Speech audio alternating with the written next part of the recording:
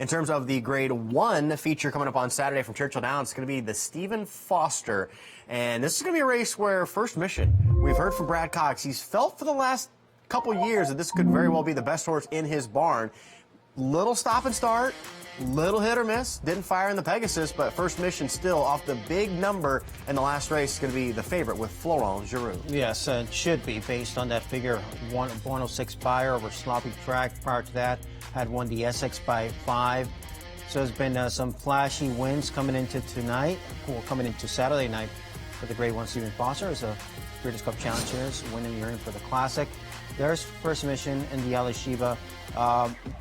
He went off at even money. It was a field of 8.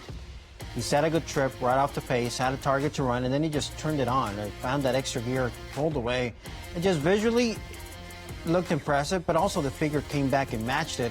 And look how he's pulling away, and nobody's making a significant amount of ground here in the stretch. Still cannot believe that Japanese horse ran second, the 8, who went on a tearaway mission and ran gigantic, hold second there. But First Mission all by himself there at the wire. Now, my early pick for the Breeders' Cup Classic, I mentioned earlier on the show this year, was Disarm. He fits the profile. He was good at 3. He could be great at 4. He's a gun runner that get better with time. Gun runner at Del Mar, candy ride at Del Mar. The comeback race was a little weird, though. Small field, really slow pace. The buyer speed figure was in like the mid-80s. So Disarm, what'd you think of his whole body of work?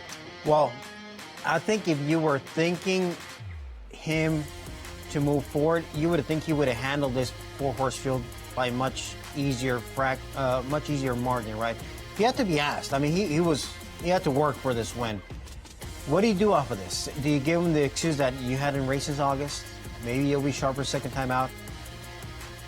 Yeah, there was a moment in mid-stretch I thought the 5 might go on by. Ultimately, it was, almost 2 lengths clear. But as I just heard from my producer, Ruben Mendez, mentioning that, look, Always Dreaming, the Derby winner, he had one of those little small field allowances. Nobody wants to go after it, and he ran like a minuscule buyer. We're talking like high 70s, low 80s. But he did it so easily that he then sprang forward and set one of the fastest times we've ever seen in the Florida Derby. So I'm not definitely giving up hope at all for Disarm. We also have a horse like Skippy Longstocking. I think that the price might rise up on Skippy Longstocking. They kind of feel that maybe he's a tiny cut below Grade 1 competition, but we'll find out on Saturday. Well, gun runner, he won the Stephen Foster. Now he's a sire that's trying to produce a winner of the Stephen Foster with Disarm. Yeah, and in the last 20 years, as we look at this poll, your pick is going to be, after, I got to admit, first of all, I thought First Mission would have more of the percentage. Pretty even there for Disarm, Skippy, and Kings Barnes. It is pretty even.